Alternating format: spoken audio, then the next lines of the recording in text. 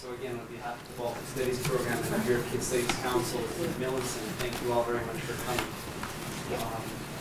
This is a roundtable in a series of roundtables titled Global Governance. And the topic for this roundtable today is a new normal for European security architecture, question mark, the vision from the Baltic Sea region. We're very grateful today to have experts from 4 countries. We have from most of them, three of them are permanent representatives of their country to the United Nations. We have Ambassador Janis, permanent representative of Latvia to the United Nations. Ambassador Audra, Plepyté, permanent representative of Lithuania to the United Nations. And Ambassador Olof, Skoog, permanent representative of the United Nations. From Estonia, we have Dr. Lauri, who's a professor of international law. We're very fortunate to have him, to have you here, and thank you at so late notice for coming. He is also this year a fellow at the Wilson Center in Washington, D.C.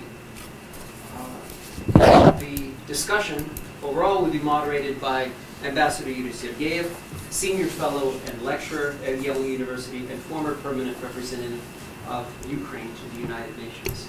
Again, thank you all very much. Thank you, Brett. So I also try to be very short and to give more floor and time to distinguished guests who are remarkable personalities, big experts, particularly in that on that item. In alphabetic order of the countries, starting from ambassadors. So Janis Mazeiks used to come often to Yale, yeah. And he spoke last year on the challenges to the region. So he's well experienced diplomat with a fantastic career. He was advisor to the president. He worked with the European Union on the issues of security. Last year he was in a position to speak on the very important issue, the challenges from the in the information sphere, cyber security. But today he will speak broadly. We have a standing ambassador from Lithuania, Audra. Plepyté. She's also an expert in the security issues, being ambassador to many countries, Spain, Argentina. She had the department of her ministry on the conflict preventions. So this is exactly the question. Can we prevent any conflicts in Europe, and particularly in that zone? And of course, on my left, a member of the Security Council, current member of the United Nations Security Council, Ambassador of Sweden, Olof Skoog. He had experience in European Union. That's why what we are going to discuss today is exactly in the hands of this distinguished diplomat. He coordinated in EU common foreign and security policy. That's why it will be very important to hear from him on the current developments in the region. And I'm so pleased that we have a representative of Estonia, Professor Lauri Mälksoo. He's professor of Tartu University, one of the famous in the region. And what is important today, he is within the scholar program in the Wilson Center. And his theme of research is so important for today's discussion. The public international law, especially history in theory of international law and the understanding of international law in Russia. The aim of this project to examine Russia's approaches to the legality of the use of military force in international law. Legality or illegality. With that, just to remind you that after historic Helsinki Final Act in 1975, the security in Europe and the department of the world was challenged many times, including partition of Cyprus, collapse of the USSR, Yugoslav Federal Socialist Republic, well, the wars in Georgia, the annexation of Crimea, so and the tensions between the different players in the region. In different spheres. And I asked the colleagues at the table to focus in their statements and mostly in conversation with the audience on the challenges in military political sphere, in economic sphere, to look to share with us the challenges which are coming from certainty or uncertainty European policy, and whatever you want to raise today will be in the second part of our meeting. With that, I propose to start in the alphabetic order of the countries, starting from the ambassadors. Sorry, and then the Estonian colleague will finish with that. Latvia, Lithuania, Sweden, and then Estonia. Ambassador from Latvia. What's United Nations principle, starting from the member states, then, well, the rest of us. Yeah. Yes, Janis, Mazeiks, Ambassador, Permanent Representative of Latvia, to the United Nations. Well, thank you very much. Thank you very much for inviting me, and it's always pleasure to be back. This time we really have a selection of countries that have quite similar positions on the security aspects. Perhaps Sweden is in a slightly different position because you're the only one who is not a NATO member, but for the Baltic states the perspectives are quite similar. So we had the chance to talk with my Lithuanian colleague that we will not address all the same issues but try to divide. Which doesn't mean that the issues that I won't be covering are not important for Lithuania and vice versa. So the title of this today's discussion is the new normals with a question mark, and I think the short answer to that is that it is not the new normals, because for us the starting point for the present situation is the crisis in Ukraine, the annexation of Crimea, and that is the one element which is definitely not new normal.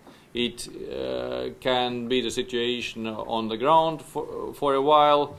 We were a country that was occupied for 50 years in contravention of international law, but it wasn't the new normal, and this shouldn't be the new normal either.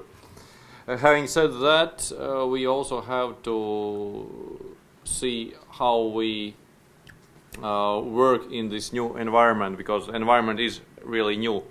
And in fact, the new environment precedes even the crisis in Ukraine, because already in 2013 we noticed that there was a beginning of Russian military build-up near our borders. To give you an illustration, 30 kilometers from Latvia's border, old air base was revived. It was staffed with 60 attack helicopters, for whom the flying time to Riga would be roughly 1 hour. On that time there was definitely no movement from the NATO side. We were already NATO members back then, because in the whole of the Baltic states territory the only military presence were 4 NATO airplanes which were patrolling our airspace. And already from that moment we realized that we have to devote more attention to our own security, and that was also the year when we started a moderate increase in our defense spending. However, the real game changer was the crisis in Ukraine, because while international law is being broken on a regular basis, I mean, the UN is not perfect, it has never been. This is the first time since the establishment of United Nations when one UN member state has formally annexed the territory of another.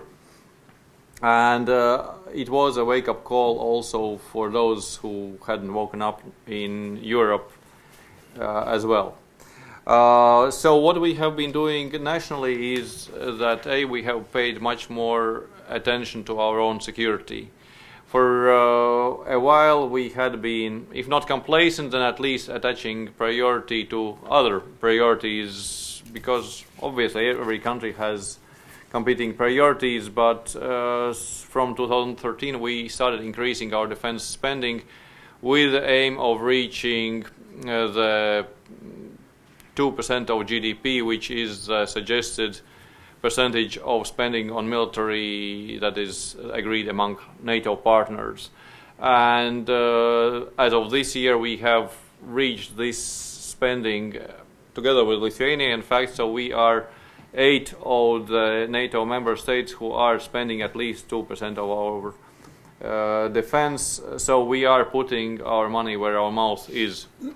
But of course it is not just the money, we are also investing this money on defense procurement, so we are strengthening our radar systems, we are strengthening our air defense systems, we are purchasing anti-tank missiles, we are purchasing armed personnel carriers, which is a long list, but it also signifies that some of these things were long overdue.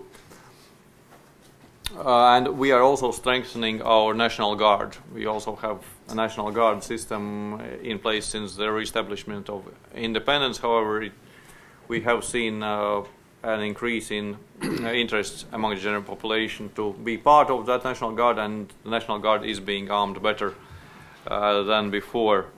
On the other hand, we have seen that obviously from military security perspective, this is not a situation that we would be able to handle alone, and therefore for us the involvement of NATO in our security has been very, very significant.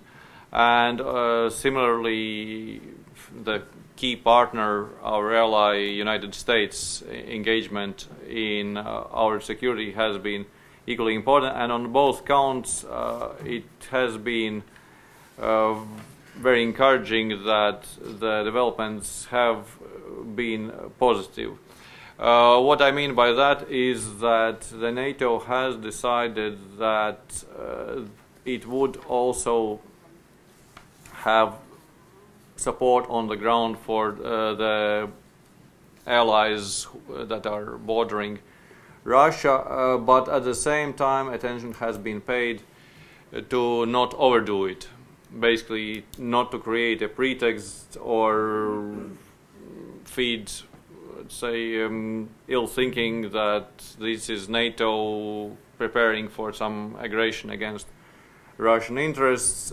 So the measures were really proportionate. The decision that has been taken is to establish the so-called enhanced forward presence in the 3 Baltic states and Poland. And in each of the countries it has a battalion size which is slightly over 1,000 men and women. What makes it slightly unusual also for NATO is that unlike the usual formations where you have one country, one formation, that these are multinational. In each of the countries there are a number of allies involved. In Latvia, I think is the largest number, I think it is 7 allies. And in each of the countries there is a lead nation.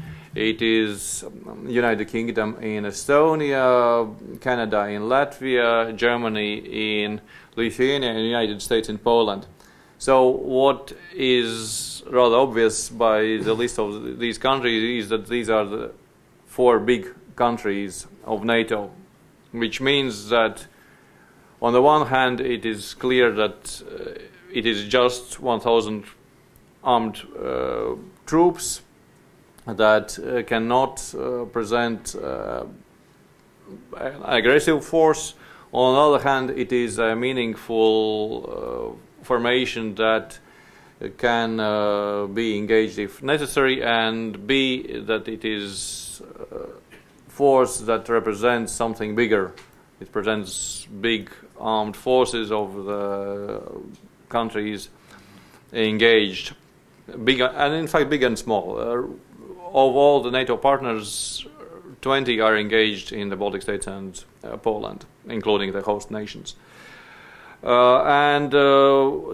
The other element that we have been also happy to see is that we have seen continued support by already 2 US administrations for our security.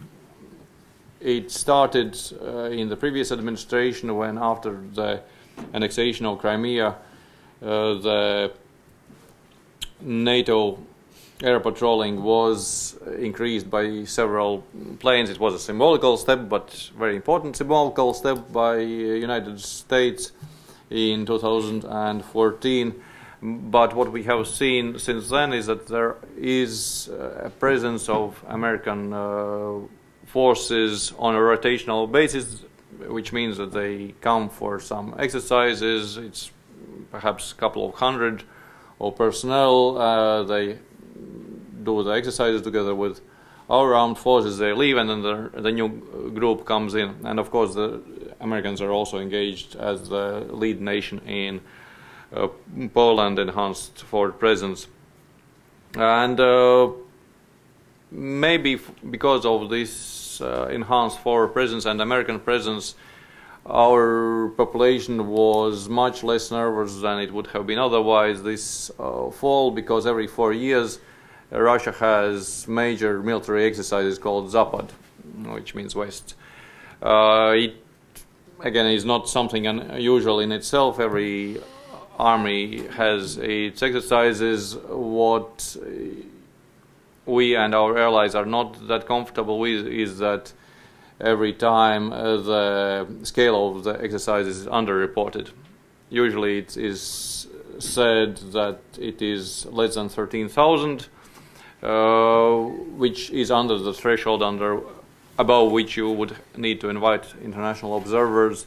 However, for the outside observers, it has been clear that this number is at least several times higher. Another element that has been worrisome is the nature of the exercise, because some of it has engaged paratroopers landing on amphibiously, or even a preventive nuclear attack. Well, you get the idea why this doesn't look really as defensive exercise. But since these enhanced forward presence battalions were they're already operational, then the population wasn't particularly concerned, not more than usually, and the exercises passed, and that is the end of the story for the time being. So, from my perspective, I wanted to touch upon 2 more security aspects. One is energy security, where I think we have seen, like with the military security, some good developments, because in the past our region has been quite dependent on Russian energy sources. But what we have seen lately is that there is new possibilities to have energy supplies, because there is a LNG terminal in Lithuania. It has not been also in the past as dramatic as it has sometimes sounded, because, for instance, in Latvia we have a huge underground storage capacity which can last, well, for our needs, perhaps 2 years. So it's not something that would be overnight anyway. But what has happened in the meantime is that there have been new interconnections also in the electricity grid, for instance, with Sweden. There is ongoing work on the demonopolization of our energy market, and also on the interconnectedness of the gas market.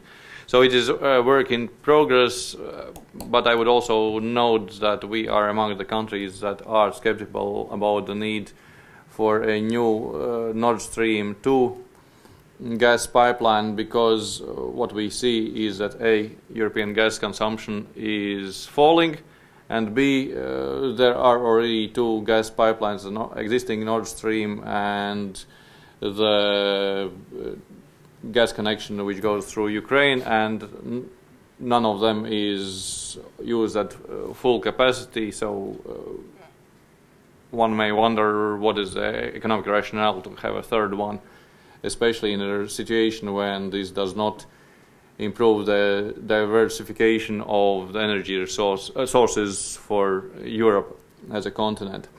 And finally, one element is that for us, part of our geography is that on one of our neighbors is Sweden, and Finland is not far away, so cooperation with Sweden and cooperation with Finland, both individually and through NATO, is very important. But I would perhaps leave it at that, how the domestic debates develop there, because usually it's not a good idea when outsiders start giving advice. So I would stop here. Thank you. Thank you, Janis. So now I have the privilege and honor to invite Ambassador Audra Plepyté to share with us her vision. Thank you very much. Before you said we are experts, I don't know, I mean it's too much. I think we are among experts and who really studied in that. What we can say more from our experience, I think personal experience and working experience, and I can't even coming here, I couldn't stop remembering and comparing how it was the situation in the world when we started to work in the ministry in 1994, 1993, so it was more than 25 years ago. Or it's my second time in New York. I just arrived in August, so I'm quite new one in the US and UN.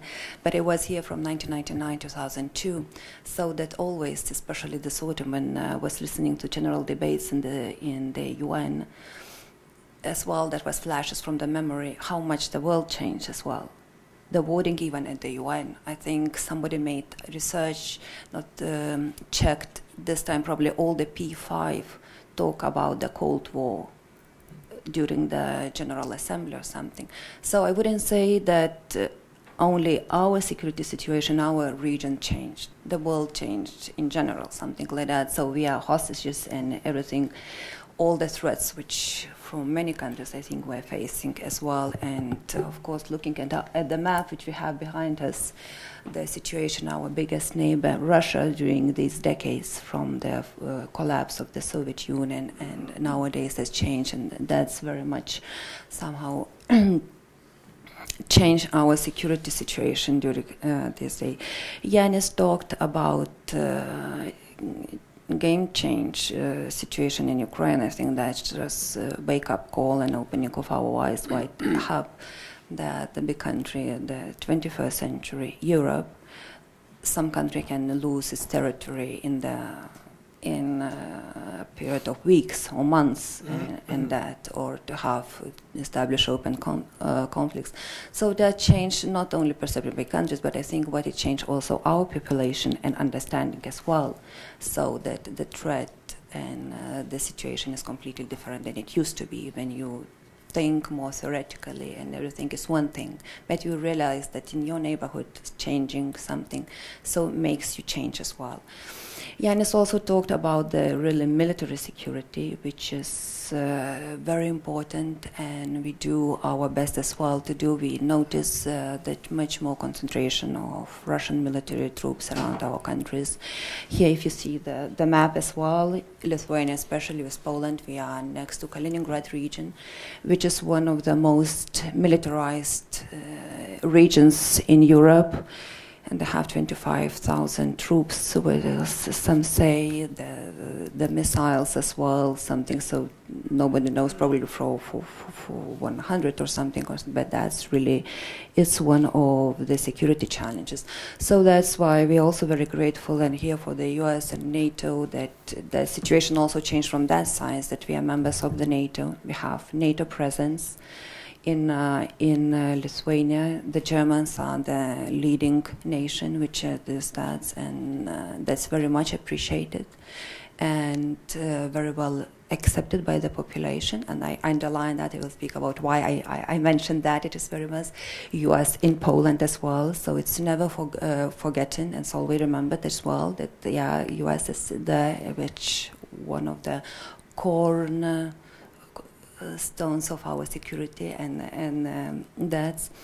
But a part of the military security, what we face, as I think in all over the world, hybrid threats. And it's not only military, but what we face as well, disinformation, really, or information wars and fake news in Europe is used completely different. I think has different connotations than here in the US. So for us, it's really big threats because that's or hybrid wars as cyber attacks. Janis told about energy misuse, but all other issues. So, and I think that is also very important that the countries in not only Baltic states, we're very happy that the EU and NATO as well, that taking into account, they do realize that it's one of the biggest challenges and threats as well. And not only for the Baltic states, for the whole Europe as well, or NATO countries. And here I wanted to maybe more to say about disinformation and campaigns. What we noticed during the last years, Russians' big increase with all the efforts and money and all the different means, really to put doubts in the society and to use all the means to shaken values of the Western values, the trust of the people in our countries, and to have disseminate all different news. That's very good. We are very happy. In the EU, there was created Stratcom task force. In many of our countries, also we have Stratcom, strategic communication units, which they are trying to detect such information and to take preventive measures as well, or counter this information, spreading the real information. And this information is not so, how to say, obvious and very easy to notice. I mean, if somebody writes the article or Russian TV speaks how NATO is bad or something like that, so that's already all-time probably propaganda. Nowadays, propaganda is much more sophisticated and better used. Usually that goes by doubts, putting the doubt where it really is that, or disseminating many contradicting news so that people would lose what is really the reality and the true story, something of that. So, and what we notice is not only against each country or different, not always that. What is, it's for the more directed against the basis of European or Western values, against NATO values, against EU as well. So here we would as well very looking for, or very supporting the cooperation between countries. And what I said, we started that in the EU, but also with the US, with all the Western partners. That has to be tackled because the nose in Russia has, and Russian today, Sputnik News, I think we have even watched here on the TVs or in the US TVs about that. So, but what the Western countries have, it's much smaller resources, but it's good that the recognition of the need to work in this direction is there, and I think we have to do. Another issue is the cyber attacks and cyber security. What is also nowadays all the economy, all our infrastructure and everything is very much based on IT and internet and everything. So it's a big advantage and that helps us a lot, but it's also source of some insecurity. It might be very much, and it's not only from Russia, we know that from other countries as well goes. So here as well, at least in Lithuania, but I know in many countries as well, there was national security, cyber security task force created to detect such such attacks and really to assist or to if such attacks is. And when you notice during the last year, there is 3 times more attacks, cyber attacks. Usually people maybe not even notice where you have good systems and good protection. Or 5 times more, it's about like spying attacks, really trying to find out how the infrastructure is, whether they're well prepared or not prepared or something like that.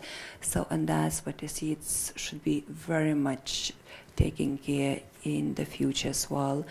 And here I would like to mention maybe one example in the European framework in the EU. There was created PESCO's new cooperation on the security, on defense and security issues. So Lithuania is one of the leading countries to establish rapid response team exactly on cyber security. So which would be the experts from different countries working together, trying to detect where is the weakest link or what is that, so preventive measures, but also assisting and helping to assist to restore system if such as attack happens as well.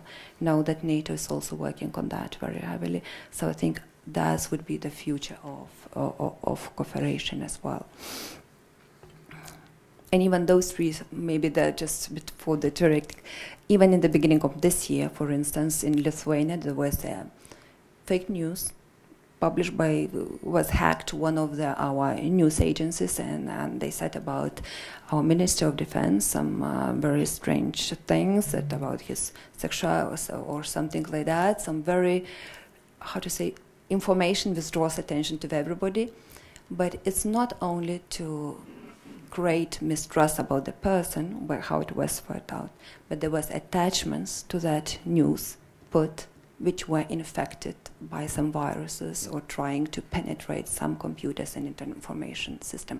So how everything now is interconnected and interrelated is good that it was detected in the first minutes or first hours. There was no damage or something, but to detect that, so everything should be done, and another thing, the last one, because I see my 10 minutes is already running out. There's so many things to say on this, maybe after that on the question session, on the resilience of the society. If we don't have resilient society and really people who understand that, so we can have many measures and strengths, but that will not reach. So I think that is also one of the tasks and one of the good things. And what I mentioned, what I started, the Ukraine was wake-up call. So it was wake-up call not for only government and officials, but it was also for the society. And now, since I didn't talk maybe too much about for instance, Russian, they use very much trolls for the disinformation campaign, fake think tanks, blogs, or something like that. So Lithuania, it went not trolls, again trolls, elves movement. So the people in the Facebook is I think our generation who still remembers how it used to be in the Soviet times or something, but already still young or something.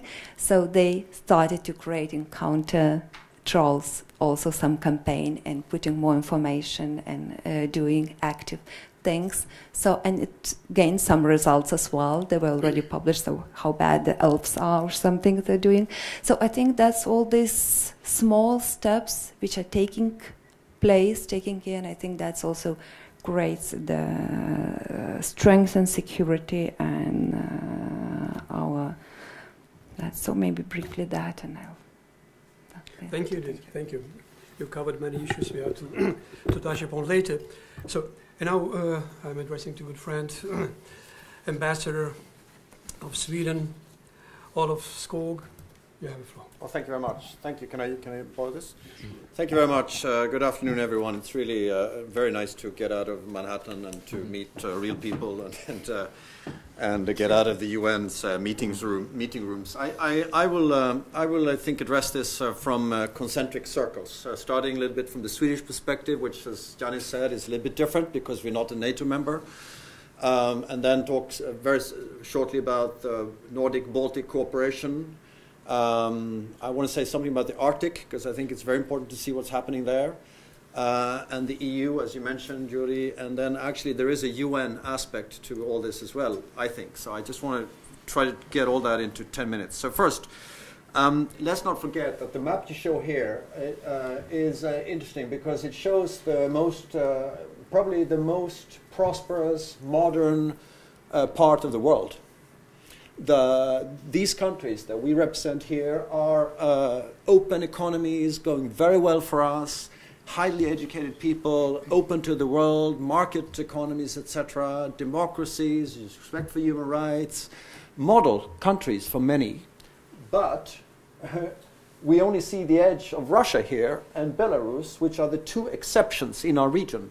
that have no soft power whatsoever, and that, as my colleagues have said, are actually, especially in the case of Russia, is turning upside down some of the achievements made in our part of the world, and especially in terms of security.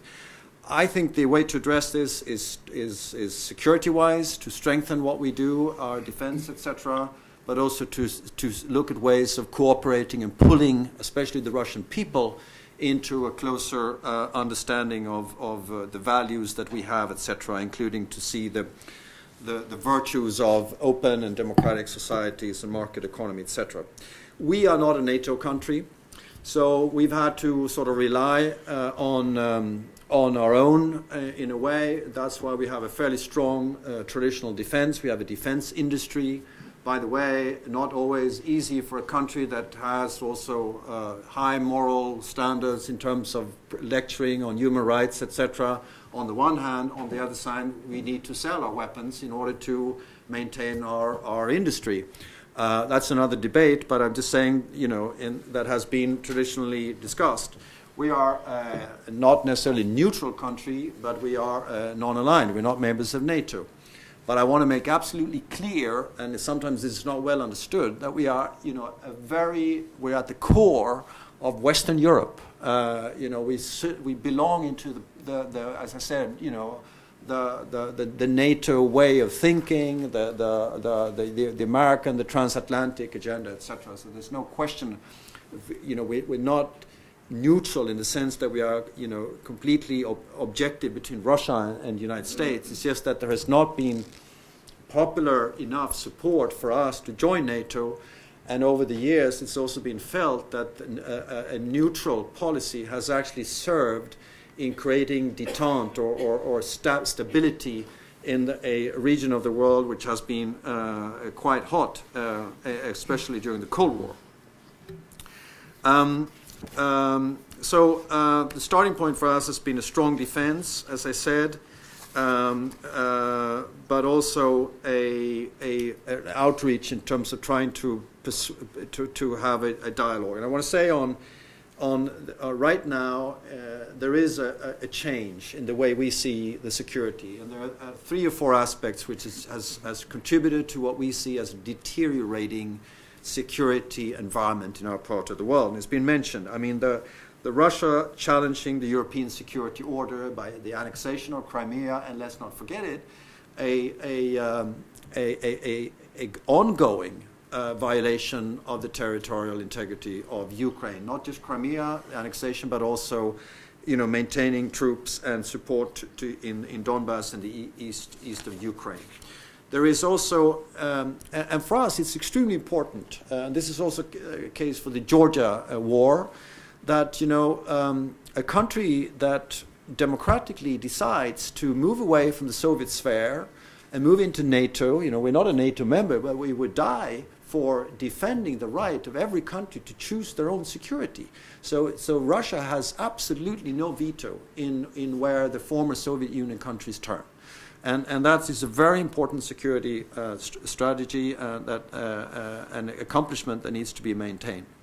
Now, the second threat that we see is how Russia is in its posturing, and Janis mentioned this, is very aggressive. And we see that in the Baltic Sea area, where we have confrontations on a very frequent basis in the airspace. We have the buildup of medium-range weapons, and all of that comes also with the rhetoric from Russia, a security doctrine which is much more aggressive than it has been. And some of these weapons, by the way, are medium range. So we're not talking about the intercontinental missiles. We're talking about weaponry that really is aimed at threatening the Baltic countries and also our own security. And then we have this whole disinformation attacks that we see, the cyber attacks, etc. But also, the debate you're having in your country, in the United States, about how Russia tries to influence the outcomes of democratic elections. There are plenty of elections coming up in Europe, including in my country this year, and we're very concerned about how Russia will try to push that in a direction which would serve their interests through various sneaky cyber and other less hidden propaganda which, as Audra was saying, today is much more sophisticated than it used to be. I just want to say a word about the Arctic. It doesn't show from the map here, but let's not forget that the climate change, which is real, is making the waters of Arctic open. There are now, and that's, you know, changes the strategic outlook for those of us who have Arctic parts of our countries. Russia is making very aggressive use of this. They are building up. I saw a figure of 40 new icebreakers that have been added to the Arctic fleet of Russia. They have now deep water ports. They have a new Arctic command. They are making operational several of the airfields in this part of the world. So this is just a new security threat that needs to be looked at. We are responding by increasing our defense expenditure considerably. We are putting permanent troops on Gotland, the biggest island in the Baltic Sea, that is a Swedish island. We are increasing our NATO cooperation. We are increasing military security cooperation with the Baltic countries, with Finland and another non-NATO country, etc. So the paradox here is that one of the strategic interests for Russia is for Sweden and Finland to stay outside of NATO. But the more they push, the more aggressive they become, our public opinion is turning towards a more NATO-favorable approach. But I want to say, so this is sort of how we meet this in a security, in the hard security, but there's also, to us, important that we use the organizations that exist, including the Nordic-Baltic Cooperation, of course, to always compare notes and to meet a lot, which we do, including in the UN, by the way. But we do also have cooperation organizations, as you know, and starting, from the concentric circles in our neighborhood, it's really the Baltic Sea Council, which comes to mind, and Sweden happens to be the chair of the Baltic Sea Cooperation Council. And what is important here is that Russia is part of it, and not just the Russian government, but there are several sort of subgroups, etc., that are quite concrete. As I said, we have an interest in pulling civil society, or supporting civil society in Russia, people-to-people contacts. But so that's a way of long-term working to change the way the Russians see us and the world. But it's also some very concrete issues we have with Russia. The quality of the water in the Baltic Sea has been suffering a lot from the Russians, various industries that comes out of the Gulf of Finland, etc. And so we have an interest in ensuring that there's cooperation in terms of how we govern, how we sustain the environment. Organized crime is a huge problem in our countries, and much of that is also a Russian issue, and we try to sort of find ways to deal with that. So our public opinion is keen that there is concrete cooperation with Russia in terms, if that could help to improve some of these issues. Moving just on the next sort of concentric circle is the European Union. I think it's if I'm very open with you, I mean, I used to work in the European Union. It's a couple of years ago now, but I do think that it is problematic that the European Union is bogged down with constant internal difficulties. Right now it's the Brexit issue, which is a huge problem, both because it takes away a lot of political energy for the EU to maintain its incredibly important historic role in creating stability and peace and prosperity in Europe. I think our Baltic friends would agree with us that that has been maybe the single most important organization for creating peace after the Second World War in Europe. That's how we see it, a peace project.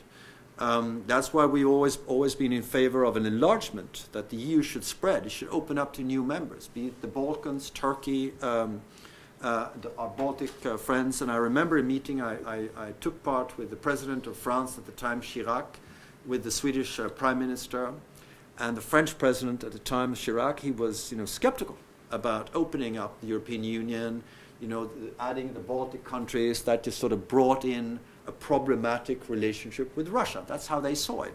And my Prime Minister, I'm very proud of what he said. He said, look, you're wrong. Actually, Europe has become a better place since we opened up for those countries, and the European Union has been richer by adding countries who understands Russia and who understands the potential threat of Russia. So, but I think that debate is still out there, and as I said, I regret that the EU is not really capable today because of internal quandaries to do the kind of work that we would like them to do, but we are all together supporting a more permanent, structured cooperation also when it comes to military cooperation inside the European Union. The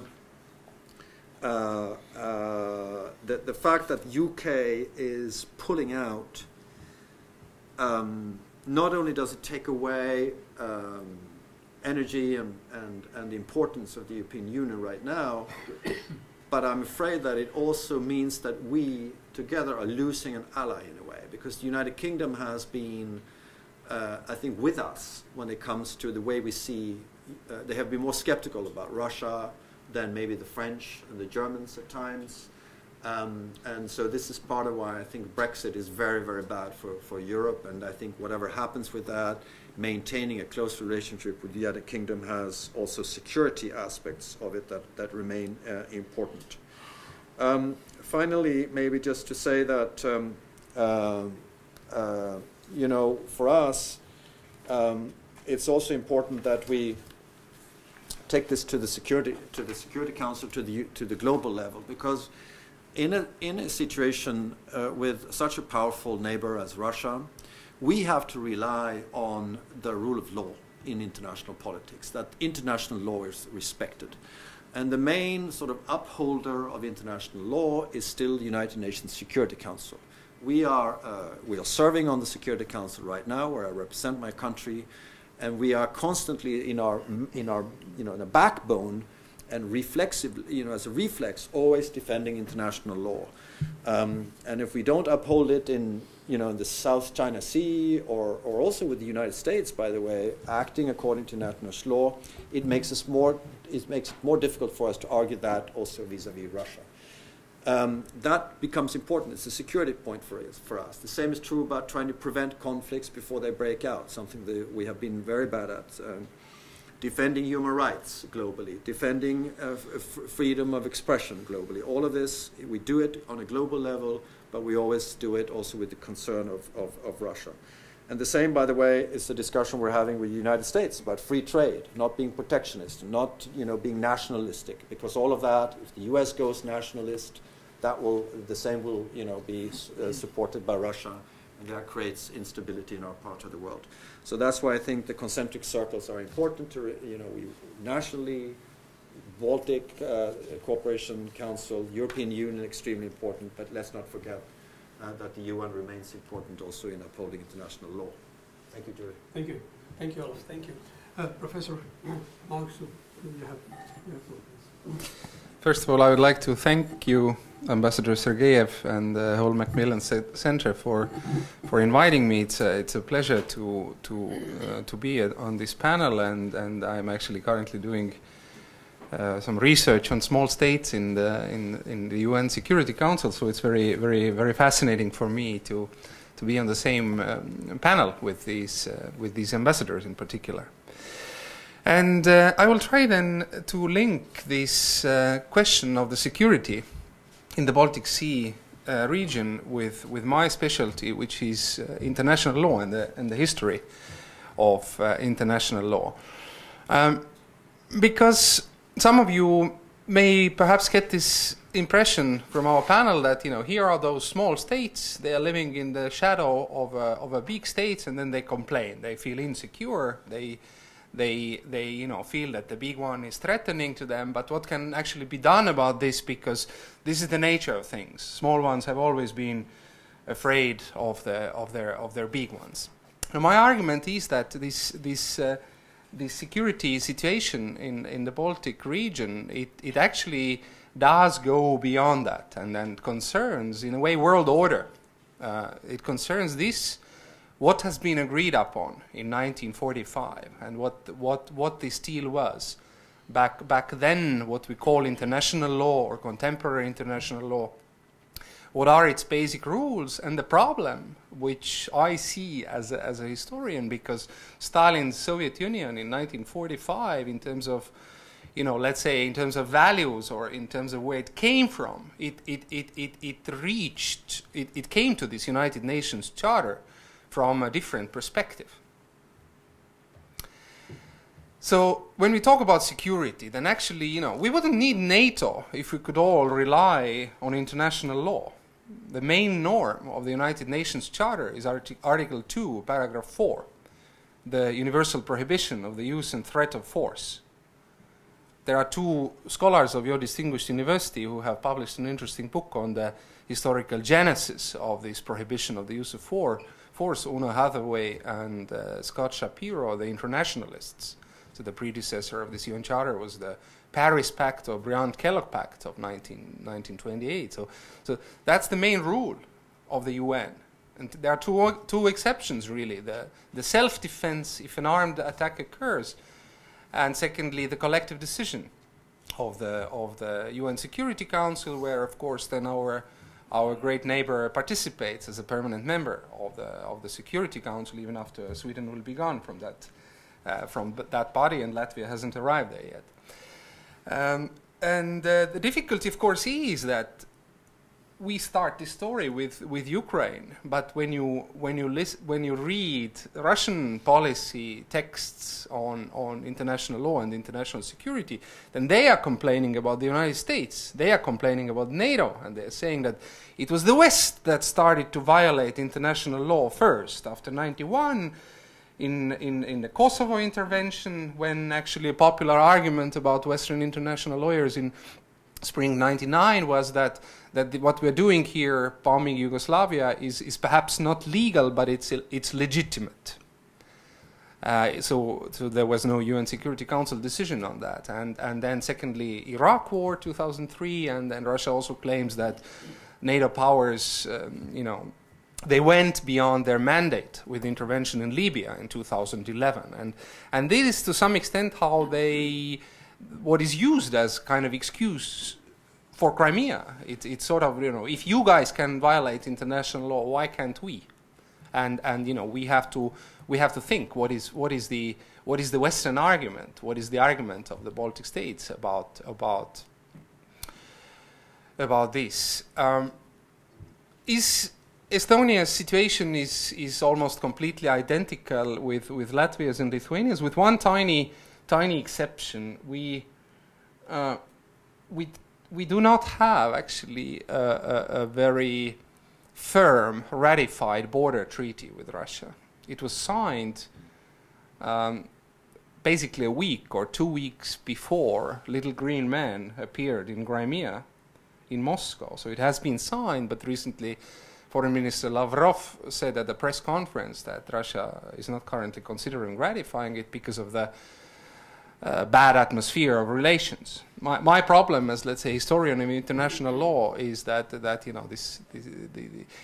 from Muscovy's viewpoint, having these Baltic lands, as separate lands, detached from Russia, doing their own thing, has in itself been a negative security situation for centuries. So the whole, 16th, 17th centuries is a history of armistices and various treaties that get concluded and violated with Livonia and later Sweden that came to control these lands there.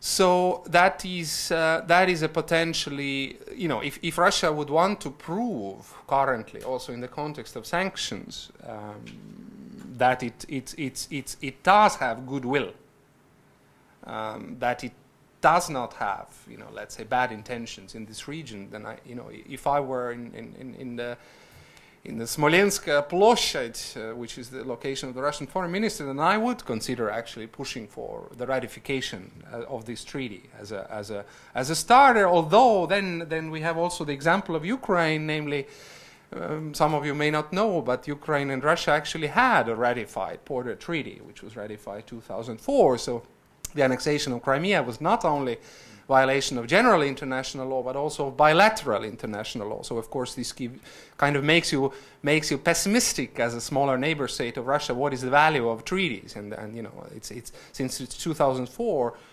I think President Putin's team cannot say that it was their, you know, weak predecessor or something. No, it was the same team.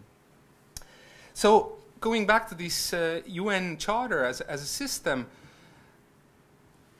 the big debate currently between the United States and Russia is really about what is this 2018 interpretation of global security and international law, because one aspect that sometimes forget is that international security never started to function in the way that it was envisaged by the drafters of the UN Charter, in the sense that there were no, for example, no armies were put under the UN command. Collective security quickly became regionalized. And the biggest red flag for Russia, of course, is NATO. So they subjectively perceive when someone comes closer to Russian borders with certain military capabilities, then this is in itself bad. And what you said is of course what we share in the Baltic states, that everybody gets to decide to themselves where they belong, who protects them. But this is not how Russia perceives it. Russia perceives it, and you know, like Newt Gingrich, the American politician, said that Tallinn is a banlieue or a suburb of Petersburg, you know, and that's how they perceive it. And of course, constructing it the way Russia constructs its own history with the West, Napoleon and Hitler. You know, they come, they encircle Russia, and then at some point they attack. They tell you nice stories of how they promote peace and democracy, but actually they want Russia's natural resources and so on and so forth. And we can say that, oh, how can you think like that? This is so stupid. But this is international relations. That is how they think, and we have to somehow take into account that. Also, of course, an outsider would say that Russia did accept in a kind of, you know, it was not happy about it, but it did accept the Baltic states becoming the member states of NATO. What became problematic for Russia probably, or when they started to intervene militarily, was first Georgia and then, you know, Ukraine, because so they drew the red line somewhere.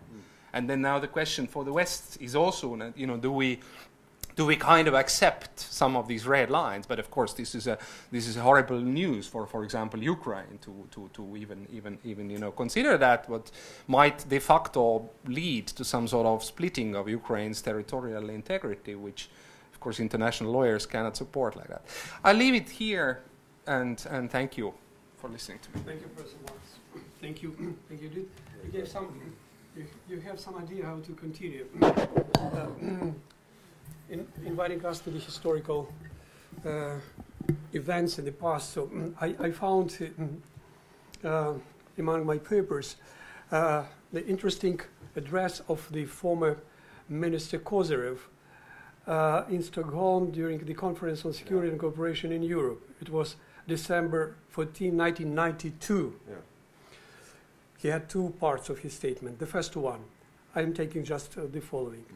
Quoting, the space of the former Soviet Union cannot be regarded as a zone of full application of CSC norms. In essence, this is a post-imperial space in which Russia has to defend its interests using all available means, including military and economic ones. We shall strongly insist that the former USSR Republic join the new Federation of Confederation without delay, and there will be tough talks on this matter. 14 December 1992.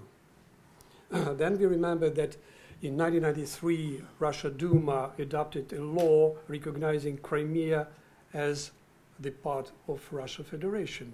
Then we defended our right in the Security Council because of the conflict between Yeltsin and his Duma. But then we had Tuzla, we had everything. Now we approached interesting situation. In December, United States adopted its national security strategy, defense strategy. In January, national security strategy. Reaction from Russia, very interesting. From the leading experts in the geostrategic and the advisors to the to President Putin, Karaganov, if you know this name, and the editor-in-chief on Russian foreign policy magazine, Fyodor Lukyanov. The title, Trump's defense strategy is perfect for Russia. Quote, many in Moscow seem to like this. It reminds them the Cold War, when things were quite clear and everyone knew how to behave. All of the colleagues today, they quoted, brought many examples of the confrontation with Russia, between NATO and Russia, and the natural question is coming. Has a new Cold War started, or did the old Cold War ever end? I ask you, who wants to comment? Where we are. I mean, Ambassador, Foreign Minister Kozyrev, in retrospect, is seen as the most pro-Western of Russia's ambassadors. So imagine that. If now what you the citation that you found is actually, you know, pretty imperial. Yeah. So it was the first part of his statement, and because the second then he explained what I said would happen if those who are in the parliament, the communists, nationalists, and others, will lead Russia in that way. But what he said happened in a few years after. He provoked the discussion inside this conference. Of course, he was of a different point of view. And his doctrine of the external policy, foreign policy, failed. And in the parliament, they adopted few doctrines on the military and on the foreign policy, which were absolutely in line what he quoted in his first statement. It means that the foreign policy of democratic Russia never happened from the very beginning. On the paper, in the reality. But if I may add on the Cold War, because it just happened that I was invited to a discussion which was called whether the Cold War has ended or whether it is back. And my answer to that is that A, it had really ended, and B, it's not really back. Because with all the difficulties that we have, we are not where we used to be, and thanks God for that.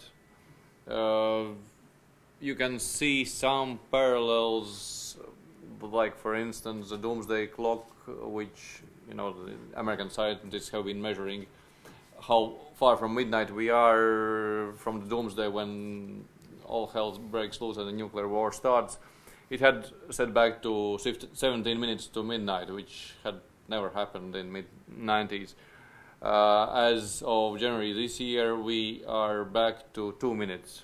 But it's primarily not because of our region, but because of North Korea. So if you look at what we had in the Cold War, when you had huge armies facing each other, where you had radio jamming, where you had no freedom of movement, you don't have any of those elements. We have some rhetoric, we have propaganda, we have attempts to counter this propaganda through strategic communication, but I still would hope that we are not at the stage of Cold War, and I also hope that we're not getting there. okay.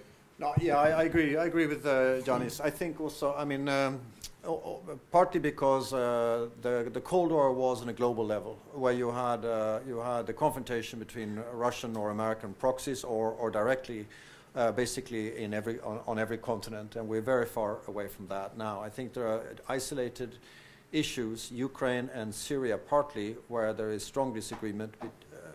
Ukraine and Syria, where there is a clear disagreement between Russia and the United States.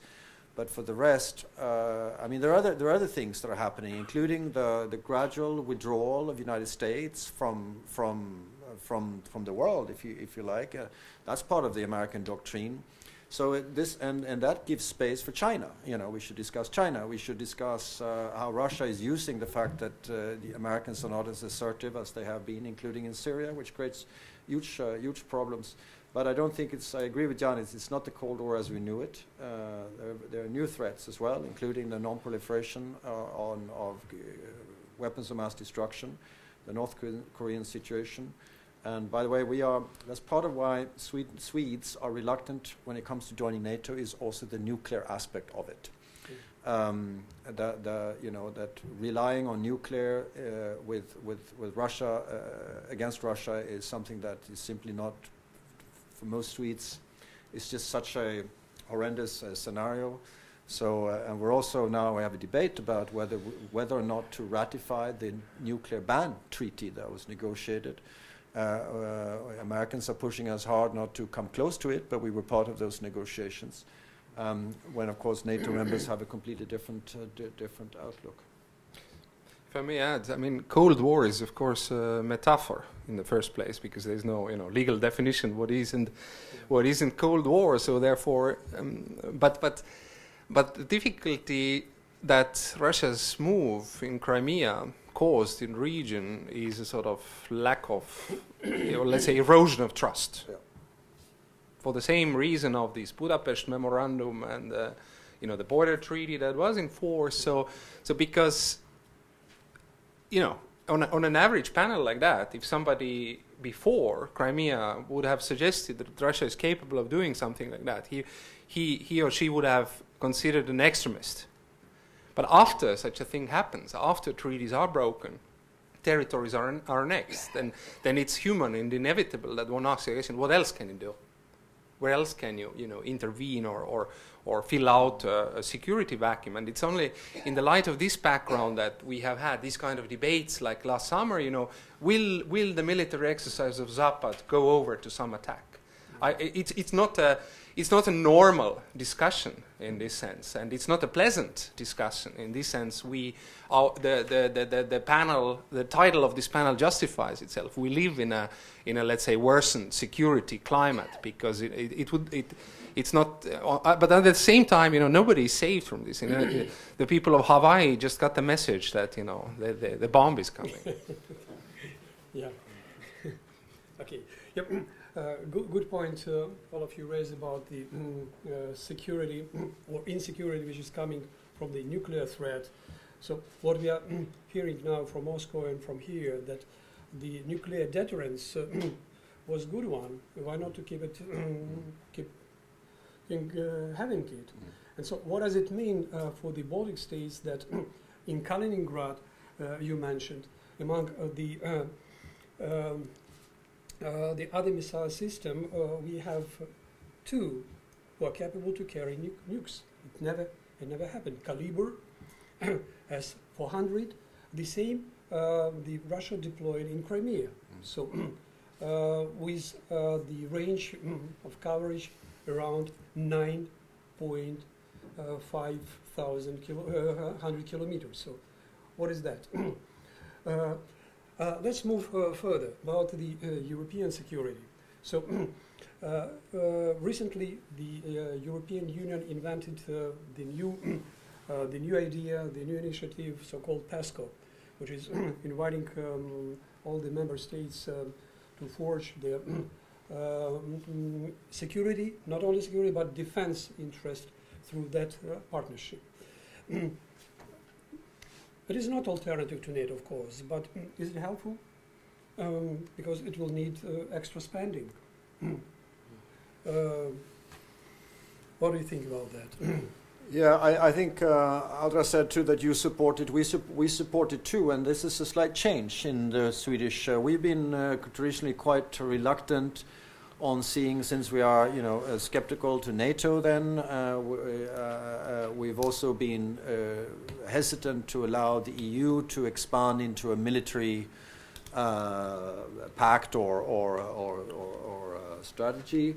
But I think again the Russian posture, starting with the Georgia attacks in 2008 and now the Crimea and Ukraine situation, has changed the way we look at this, and we do believe that it makes sense for not for the EU to sit on its own capacities, military capacities in Brussels to be, dispatched by decision in Brussels, but where independent countries are coming together, pooling our resources, more defense cooperation, developing more advanced weapons together as a union.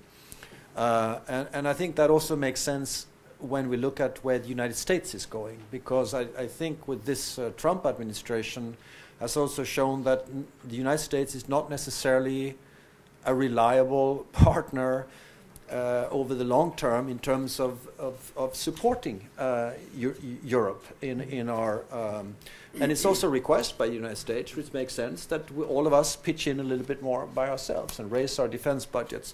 So this is, I think, logical to why we are supporting the PESCO. Good. Yeah, I just can add, being a NATO country, we are very reluctant to somehow to have defense within the EU. That we was really afraid that would be duplication of the activities. So therefore, said what you mentioned, double costs as well. By taking into account what we talked today about new threats, new needs as well.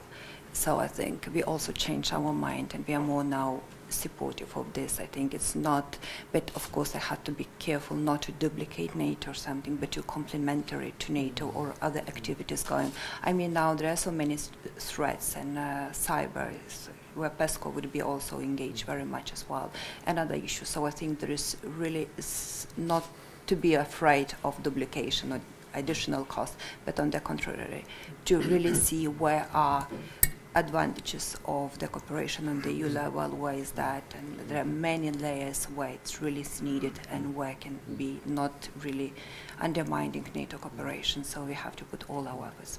Thank you. Thank you. It's more about the security than defense. Well, yeah, if I just may pitch in on a different aspect. In fact, one of rare occasions when I would disagree with Olof is about the present administration, because if one looks at the facts on the ground, right now with this administration in our region there has been more American engagement than with, well, it would be difficult to count which would be the administration that would have more. In fact, where we saw the withdrawal was attempt of pivot to Asia, because Europe seemed so nice and calm.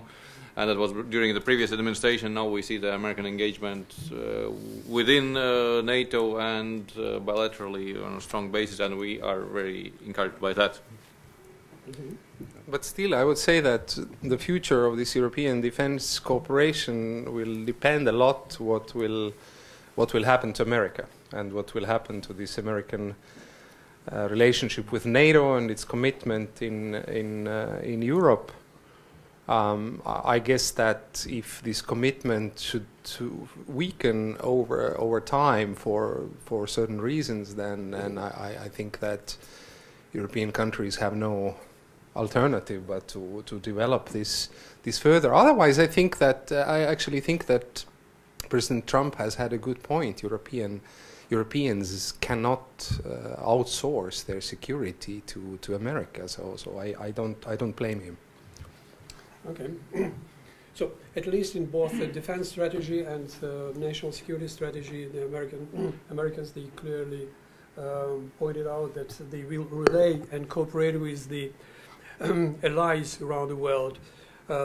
Yesterday's message at the Congress also was very clear as to the, but it's strong enough, telling that, but unfortunately today we are returning to the same rhetorics as we used to have. I can quote.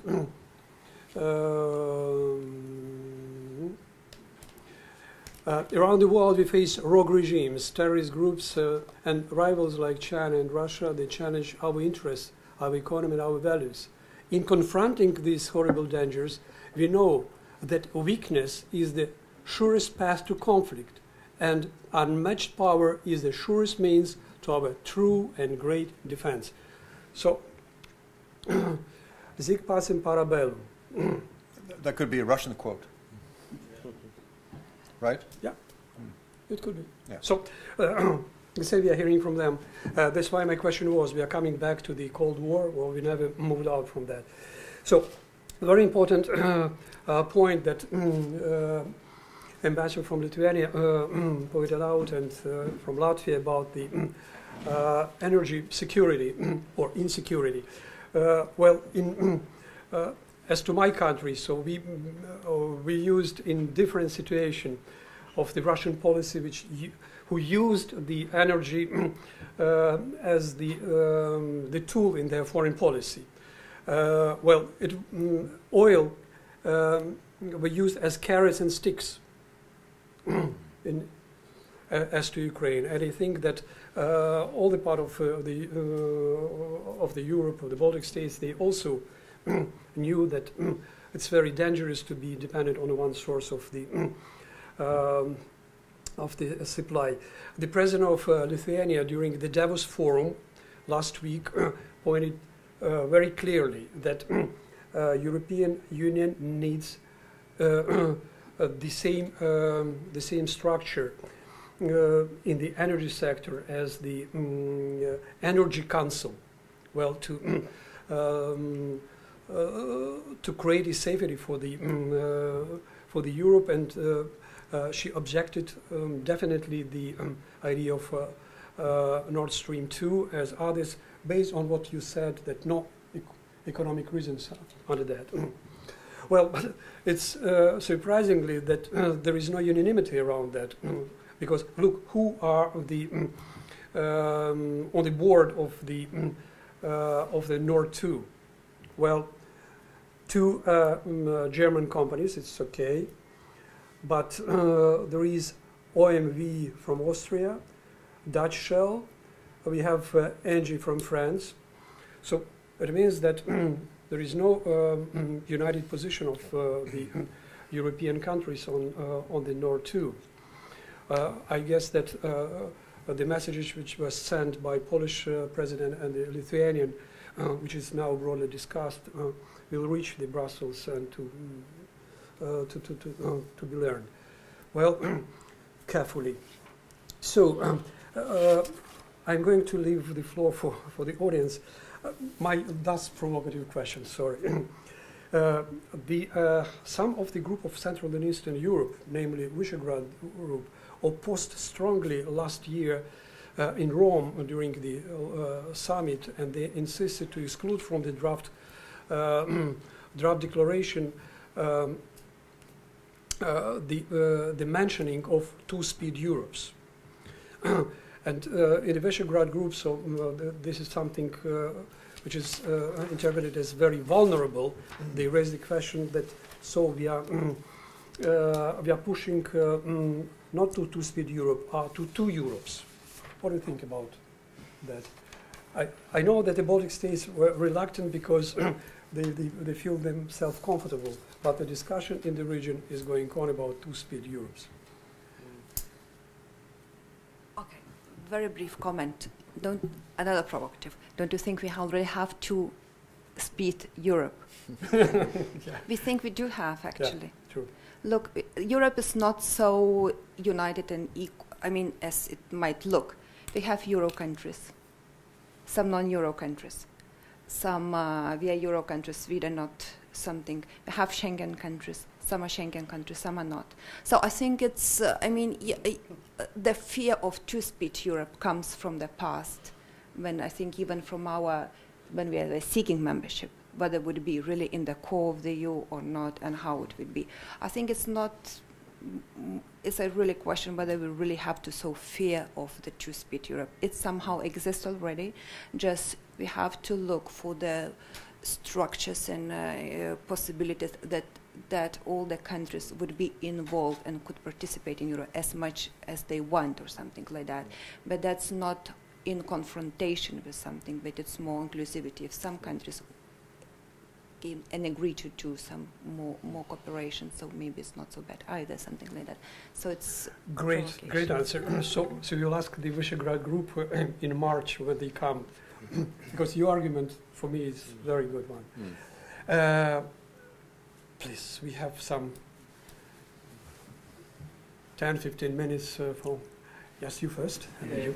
What do you think of the current president's bizarre involvement with President Putin, can you view the President of the United States as a reliable partner vis-à-vis Russia? I mean, yesterday, you have to realize that the Congress, the U.S. Congress, had approved with an overwhelming majority those sanctions, but the administration under Mr. Trump refuses to implement them. So do you think that the current president is a reliable partner when it comes to dealing with Russia? Your question is very interesting because it happened many times in the history. So, in your question is uncertainty, what both are doing. So, the power of Putin policy is an uncertainty. The power of Trump is an uncertainty. Uncertainty is the biggest tool in the history. Lawyers are always successful because of the uncertainty of law. It could be read from this side or from this side. So that's why they are equals in terms of uncertainty of their policies. Until the world is looking at the transformation to new world order, so this uncertainty plays both for two sides. It's my reading. One answer is also what view one takes on the role of individuals in the history. Is because let's take President Obama then. So he was great for us because he came to Tallinn and had a great speech in which he said that we'll defend you and America is with you and so on. But if you take his foreign policy in another context in Syria, he drew some red lines, and then actually when these things happened, chemical weapons were used, he did not intervene in the end. So sometimes actually we don't know how people behave in certain contexts. But yeah, I mean, your current president is clearly unprecedented in the American history, for sure. Your question, please. Well, thank you for an excellent discussion. Thank you for coming up from New York. We really appreciate it. I think my question is for Ambassador Skoog, is it? You alluded to the Russians using China, suggesting that it wasn't a coordinated relationship. And I just wondered if you would elaborate that and give us a couple of examples, possibly in the region or elsewhere you may have been referring to. So just unpack that a little bit. Okay. Mm-hmm. Yeah. No, what I think I refer to, because of course we're here discussing our region, and that involves Russia, and I think I very much agree with those who say that also the European Union's steadfastness when it comes to resisting Russian pressure is threatened by the economic and energy dependence in many cases of some European countries. That's a vulnerability. And on top of that, I think comes the very sophisticated way that Russia is trying, we know, to influence the outcomes of elections. And I think that has been, seems to be the case also in this country, which maybe and that's also a response to your question. Of course, we are diplomats. We are being filmed, so we have to be very diplomatic about what we say. But I do think that it was very useful for the United States to allow the various investigations to be and inquiries to be carried out in an independent way. And that's the virtue of democracies. But if that starts to become questioned or influenced, etc., I think, yes, it does put a little bit of a dent into the credibility also when it comes to the policy vis-a-vis Russia. But sorry, I'm back and forth here. But and my point before was that if the United States turns a little bit its back to world politics, and I understand what Janis says, that actually in terms of their commitment and military investment in Europe right now, that has not happened, although the rhetorics when Trump came in was a bit threatening in that sense. But I just think that when we discussed, whether we are back at the Cold War or not, I think we also need to understand how Russia and China not in a coordinated way, but the two of them are filling the void that America leaves behind. And we've seen that in Syria. I think we're in it's a very frustrating situation in Syria, because 2-3 years ago we were all saying that Assad was out, we should be out, but the disgusting thing right now is that he's not, and he's actually stronger.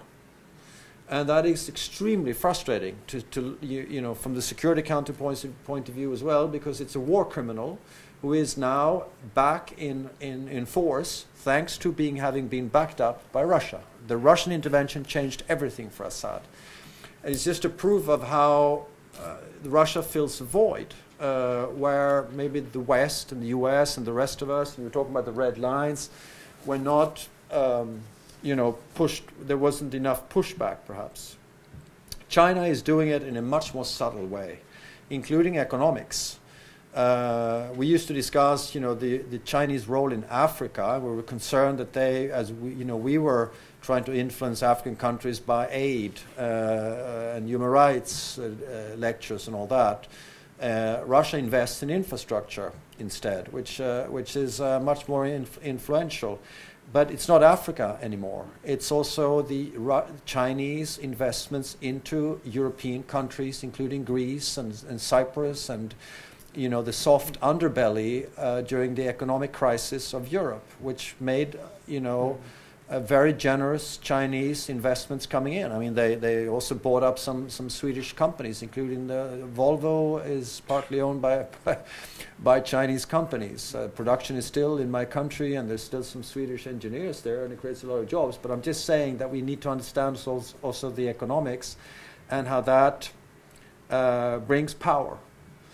So I think that's what I was trying to say. Well, you and you. Yes, thanks so much for everybody. This is a question for the panel, and it's regarding the Ukraine. If we were to think of a solution a la Canada, where Quebec has its weight, and French is taught everywhere, and can have a prime minister from Quebec who speaks French. Can you think of a scenario like that in Ukraine? If, for example, Kiev is convinced by, I'm going to say the West, would Russia play ball? What do you think? Donbass being the Quebec of... Yeah. So, very clear. I would like to be Canada at this stance, because the governor of Canada, his candidature is being agreed in London. Does it mean that our president should be agreed in Moscow? So, no comparison with that. The second, to build the federal state, nothing wrong in the federalism, but for that you should have a very strong democratic society. We emerged from the feudal type of the management in our country, when the local leaders, together with the local criminals, they manage all the territories. Well, Yanukovych was of this kind, and many others before him. So to have this kind of the management, to have the federal system, you need to have a very strong democratic society with the strong economic system, open market. Language issue. Language issue is very simple. At the beginning of our independence, we gave the first of our law was on the national minorities, where everybody were promised and even given the right to study, to learn language, literature in all the schools. Of course, it was a big burden for our budget at that time. Some of the neighboring countries, they demanded more. Give us more radio stations on the language, give us more newspapers for the national minorities, and so on and so forth. It is unbearable for any economy to give these privileges. The second, Russian all of us, emerging from the Soviet Union, all of us, we are Russian-speaking. And it's absolutely impossible to define a single region where you can concentrate the Russian, the Russian-speaking population, giving them the status of Quebec. Second, we have to understand that giving the privilege to one ethnic group or language group, we could become a victim of the butterfly effect or snowball effect that Hungarians in Carpathia, Ukrainian Hungarians, will demand the same. Romanians will demand the same in Bukovina. Polish. So for that, we need, and to have this cultural autonomies, we need a lot of reforms inside the country to keep them motivated not to move out, because the cultural autonomy or language autonomy is the first step to move out. That's why it's not a time to even to speak about that, about the federalism. The time is about, of course, inclusiveness, how to make the region understand that for them it's better to be in Ukraine than outside Ukraine. It means that Quebec is in Canada. It's fully Canada. Of course, but my question was about Russia. Would Russia play ball, meaning would Russia agree? this is exactly the Russian position today. They are pushing the federalization of Ukraine, understanding that fragmentation of Ukraine on the federal borders will lead for dissolution of Ukraine. Understanding that some of the regions, if we are not, if we don't succeed with the democratic reforms, building the mature society, to motivate people to be inside, we will not succeed with the idea of federalization. They insist to give the Donbas region, not only which is out of control of Ukraine now, but the whole Donbas region, to give them federal status. But it does not work because we don't understand the intentions standing behind that. We will not keep this region surviving before we bring the reforms in Ukraine. Most probably unitarian Ukraine will be the best solution for all of them. But to give the federal status to whom? Because this is a mixture of ethnicity there. We have in Donbas region the relics of the Katerina the Great, who deported Greeks from the Crimea to Donbas. So we have a big Greek community there. Do they want to have the federal status with whom? Because the Donbas is a mixture of Russian ethnic groupings, a lot of Polish there. After the Second World War, many of them, they appeared there and settled there. So it is not easy to build the federalism based on the linguistic ground. Absolutely impossible. Russia would insist on the same in most other countries of they will insist in former the West, Soviet Union where there are Russian minorities. Right? We have to think about the this snowball. Yeah. Right, you said it. By the way, what it changes in Russia? Russia is a federal republic. Do you think that Ukrainians, almost 3 million or 7 million Ukrainians living there, they enjoy their rights? No. It means that the federalism itself, in terms of the German Federal Republic or Confederation in Switzerland, very pleasant for language group in Switzerland or in Canada. But is it pleasant for the ethnic groups in Russia? No. Why? Because everything Russia-centric. So if I understand you correctly, if I may, it's harder to convince Kiev than to convince Russia, right? Who should convince us? Ourselves. Do we need that? Well, West. You know what this is what Russia is doing, pushing her friends in Europe to press Ukraine to accept the idea of federalization. For Europe, some of them, it would be better to frozen the problem because it is in our refrigerator, not in theirs.